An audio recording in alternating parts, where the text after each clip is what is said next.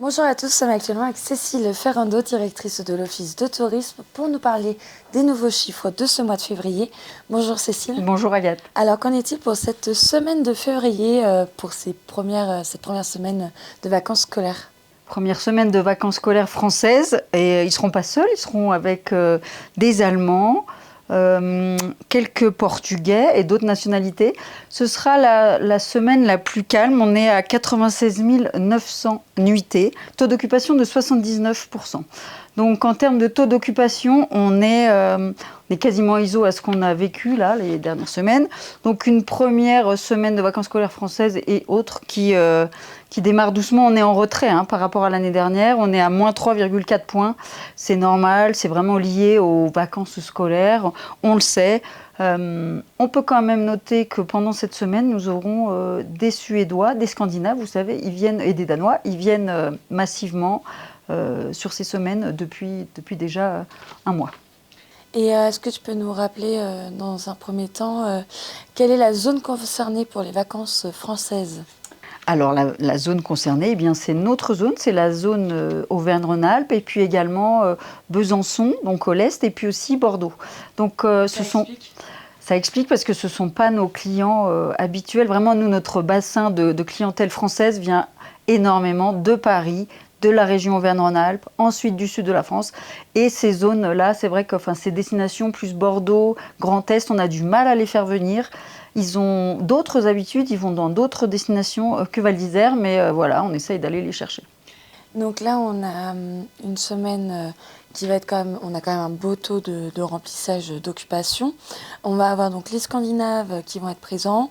Il faut noter qu'ils sont là déjà depuis quelques semaines et que tout se passe bien. Là, on va avoir beaucoup de mineurs qui sont attendus quand même.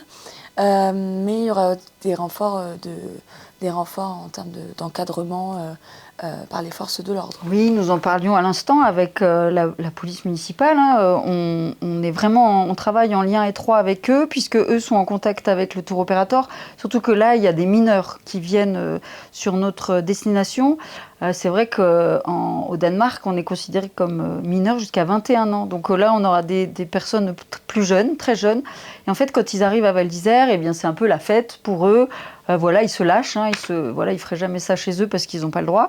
Mais quand même, on a constaté cette année qu'ils étaient un peu plus encadrés. On espère que cette semaine, ce sera le cas. Ils sont 642. On attend 642 jeunes Danois et Danoises.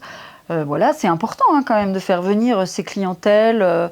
Les Scandinaves, ils ont des moyens. Ils ont aussi une culture montagne, une culture du ski, ces pays nordiques. C'est pour ça qu'on va les chercher. Et puis aussi, il faut toujours se rappeler que les gens reviennent dans les endroits où ils ont créé des souvenirs. Et souvent, ces jeunes générations créent des souvenirs à Val d'Isère. Et on les retrouve plus tard, dans 10, 20, 30 ans, lorsqu'ils ont grandi, qu'ils ont des emplois. Et ils repensent à Val d'Isère et ils reviennent sur le lieu de leur voyage lorsqu'ils étaient plus jeunes.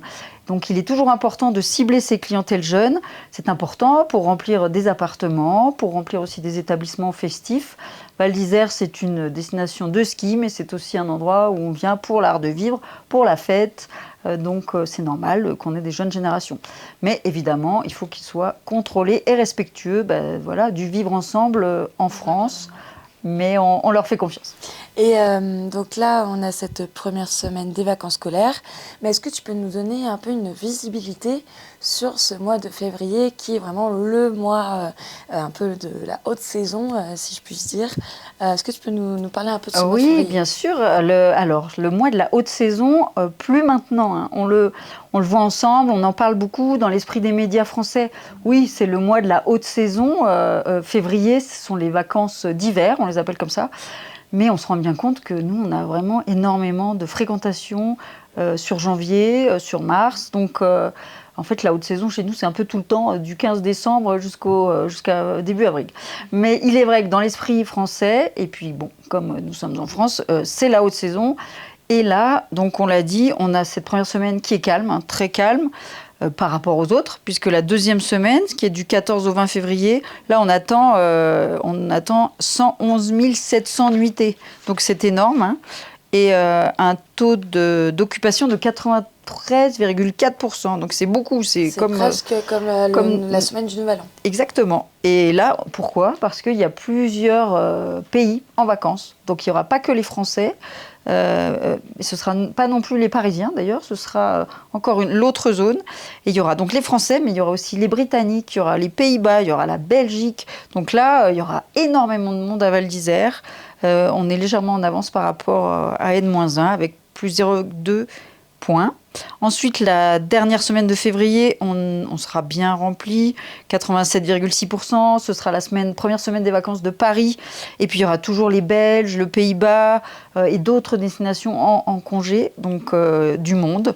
Et puis, on terminera avec la première semaine de mars, qui sera elle aussi belle, mais un peu en retrait, 81,4%. Donc là, moi, je recommande aux Parisiens qui n'ont pas encore réservé leurs vacances de venir à ce moment-là.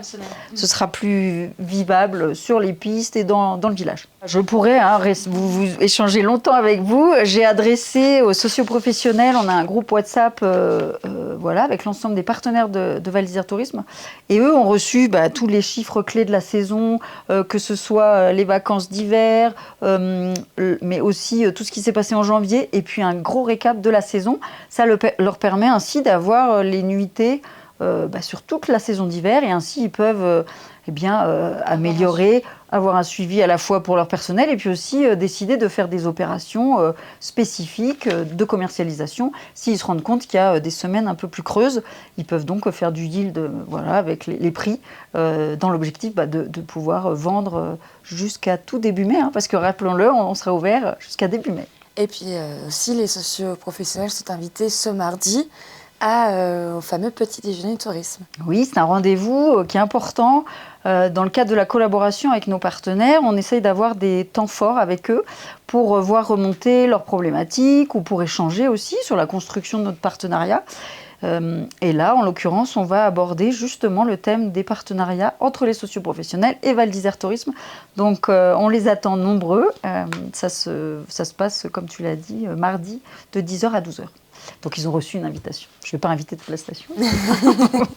Ça marche. Merci beaucoup, Cécile. Et puis, on se redit à la semaine prochaine pour de nouveaux chiffres et de nouveaux sujets à parler. Merci beaucoup. Bonne fin de journée. Au revoir.